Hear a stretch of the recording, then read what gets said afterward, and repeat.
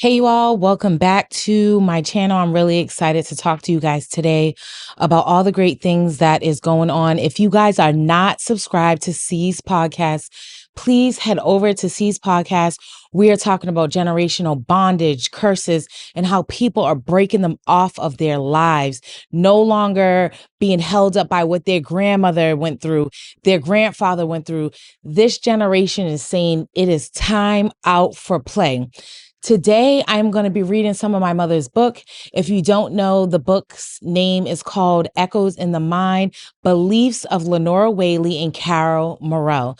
So I'm going to get into that, and then we're going to kind of discuss some of this book, okay? You all, I found this book on Easter of this year, 2025. And I had been going through my own issues with just accepting the fact that my mother had sexually abused me.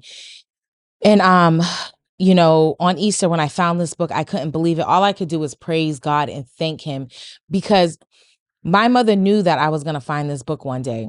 She couldn't admit to me that she sexually molested me to my face, but in this book, she makes it clear that she harmed children.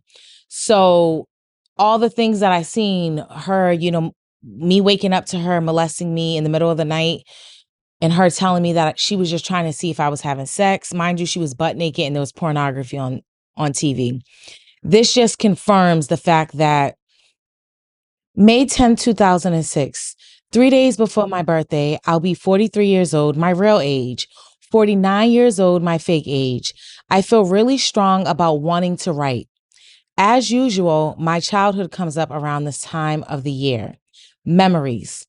I heard about a 21-year-old on a TV show today. She was selling herself at 11 years old, and the man interviewing her couldn't believe it. I choked because I was 9 years old when I was on the streets. This time of the year, memories come up. My first memory was when I was 1.5 years old. My brother was on top of me having sex with me, and my sister told my grandmother, and she saw what he was doing. She put me in the corner. My brother did not get any consequences. At 2 or 3 years old, I witnessed my sister getting raped by a few kids in the neighborhood. They held her down, and my brother was the one on top of her. It seemed much worse than what he was doing to me. All I could do was stand there and cry. I felt this feeling of helplessness, the most I would ever come to feel in my life. At the time, everything felt normal. I can remember my father was introduced to me as my uncle. When he died, that's when I was told my father was my father. When I was small, I would take the weight in the house. If anything went wrong, somehow I thought my brother and my sister would like me better. Well, my brother sold me to his friends. I don't know how much he got. He would give 3 joints a day. I had to be younger than 8 years old. I remember my grandmother making it a point to let us know that she liked boys better than girls. Me and my sister slept in the basement. As I got a few years older, I remember birthday parties and they were fun, but that's the only fun I can remember. At 5 years old, my grandmother sent me to the store, and for some reason, I detoured. I went downtown where all the stores were, took a bag with me, and stole. I told a police officer I was lost, but I knew what bus I was supposed to get on. The police put me on the bus, and I was so happy because of all the candy and toys I had stolen. When I got home, my grandmother wasn't so happy. She spanked me and told me the cops were coming to spank me too. I was scared. She gave the stuff to my sister. We moved a lot by the time I was 6 years old. I remember because at the time I started smoking cigarettes and weed. May 11th, 2006. Religion was confusing because by the age of 9, I was into 3 religions: Hebrew, baptism, and voodoo. My grandmother, who I thought was my mother, I didn't know she was my grandmother. I found out she was my grandmother when my father got shot. My father was a big numbers runner, gambling in Queens, New York. Back then, the mafia was big in Queens. My grandmother changed religion and we began going to Hebrew school, and I hated it. I wasn't getting high as much in this school. My brother started passing me around to his friends in school. After 2 years or so, my grandmother took us out of Hebrew school and put us in a public school, and I hated it. The kids in the neighborhood hated us because we were dressed differently. For me to be cool, I began bringing weed to school, but that was after I was getting beat up and I would have to run home from school. Once they knew I could get real weed, it wasn't as bad. I started drinking too. May 13th, 2006. 7:30 p.m. May 13th, 2006. I wake up and I feel this real strong feeling, powerful. I'm in touch with my womanhood. I feel pretty good about who I am on this rainy day. I'm not sure if my daughter is home. No matter what happens, I feel okay, good, safe, and content. Back to the book. Nothing was ever said. I was just beaten or just made to feel like I was wrong. This was all before the age of 9 years old. At 10 years old, I ran away with this little girl from Queens. My best friend and I got drunk in her father's building with 3 or 4 men. We drank, I got drunk, and a man had sex with me. Her father caught him, put him out, and told me to go home. Instead of going home, I kept running. I got on the train and took it to 42nd Street, New York. She had her own issues, her own traumas, and had went through a lot in her childhood. I'm going to continue to read. May 14, 2006, Mother's Day, the day after my birthday.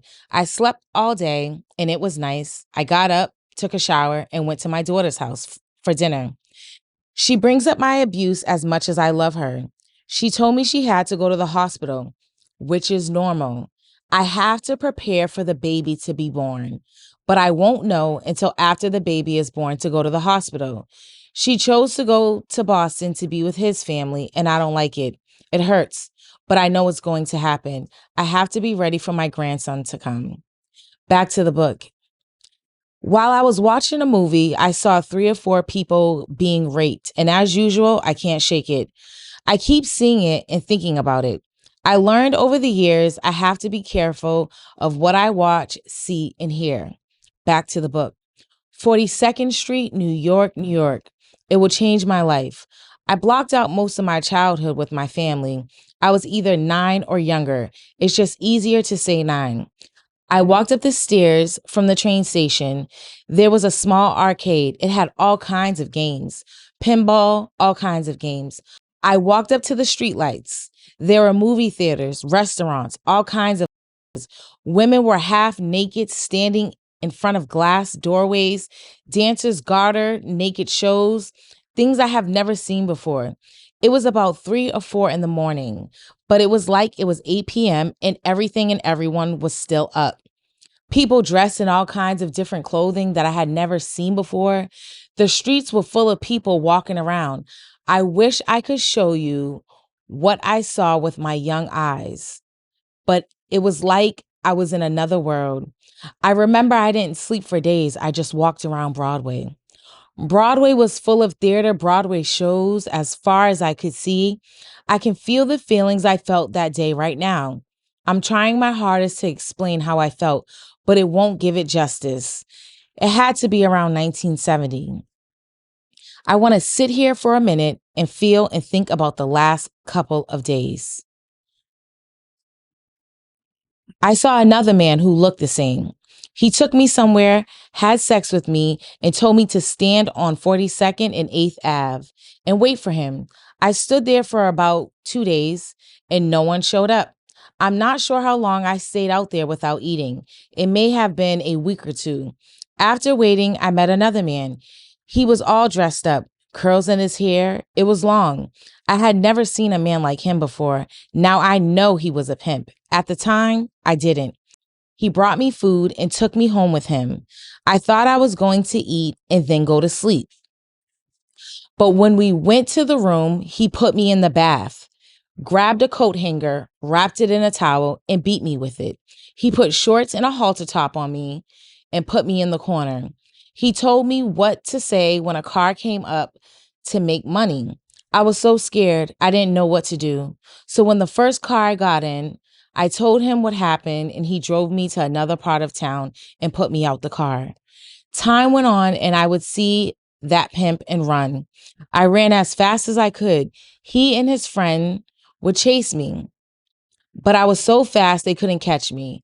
It wasn't just men who would try to sell me. Women would try to bring me home to their pimps. I didn't remember how long it lasted until I began selling myself for money. Back in the 70s, you couldn't work the streets unless you had a pimp. Weed was still in the picture, so I smoked as much as I could. When it came down to the male faggots, they would help me as much as they could. They were selling their bodies too, dressed as women. Back in the 70s, New York, in Harlem, there were places called galleries. I had never seen a place like this in all my days living and getting high. It was like the baddest crack house around. People were shooting dope with needles. They were living in the worst conditions as you can imagine. People lying all over the floor, dirty, nasty, smelly. When you went inside, you didn't know if you were coming out dead or alive. It was weird. For some reason, no one tried to sell or rape me. I've seen people OD and die, their bodies stripped of everything worth something, and their bodies thrown out the window. My God. June 14, 2006. I spent the evening talking to my 21-year-old neighbor. I just heard that in the area where I live, they are not caring about the young adults. It's so sad. I wish I could open up a building to help kids and young adults. He keeps me on track about telling my story back to the book. That time was a very scary time and sad time in Harlem, New York. Soon I did what I saw. I became a prostitute and I had a pimp here and there. I lied about my age and made myself 6 years older. I never changed my age back because I didn't know how. Anyway, I sold myself sometimes so I had a place to sleep. The years went on, and when it was my birthday, I was 13 years old. I got shot one night. A black man asked me for sex, for money, and said, "I'll give you $50." I was so tired. I was on the streets the whole night. I wanted to sleep. It sounded good. I could get back to my pimp with money. I went with this man to 12th Ave, New York. Back then, it was only abandoned buildings. After he had sex with me, he asked me for the money back. I said no, and we started fighting. I didn't see a gun. Somehow, I broke away and I started running. I heard 2 shots and I felt a thump in my back. Something told me to act like I was dead and lay down. Then I could hear the car drive up to me. I was as still as I could be. He stopped. I'm not sure for how long he was there before taking off. I got up and I saw a white man walking. It was about 4 or 5 a.m. Let me remind you, it was only abandoned buildings everywhere. I don't know where this man came from. He walked up to me. I pulled my shirt up and I asked him, "Have I been shot?" The man told me no, but I could feel something wet and something in my back. I ran as fast as I could from 12th Ave and 30-something Street to 6th Ave and 23rd Street, New York blocks, until I got where my pimp was. My pimp worked in a club with all kinds of guns, but when I got there, he wasn't there, but his best friend was. He looked at my back and said I was a strong bitch. I had been shot twice, once in my arm and in the middle of my back. He put me in a cab, took me to the hospital, and told me not to say anything. You all, I'm going to stop there. If you all are interested in this book, the details are below. Please go on Amazon, get the book. It's a really good book. It really just brings all together the whole generational trauma. My mother was as she said, she lived on the streets. The streets raised her. So she then had kids, and she talks about all this in her book. And matter of fact, I'm going to come back with another video and I'm going to read more of her book, you all. So stay tuned. But yeah, God has really been calling me to do a podcast where we talk about generational trauma, right from a perspective of trying to heal. I am your host, okay? Someone who is a survivor of familial sexual abuse and familial physical abuse. And I felt like it was important to have a survivor in the space, somebody who was hosting the space to talk about these issues, who can, navigate and understand the challenges and the complexities that come with, being abused and taken advantage of by your family. You all, like I said, please subscribe to this channel. Please go over to C's Podcast and subscribe to C's Podcast, you all. You do not want to miss out. We have some great guests lined up. There's a lot of good things happening. People who are breaking the barriers, breaking the chains off of their lives. I hope you guys enjoyed. Until next time.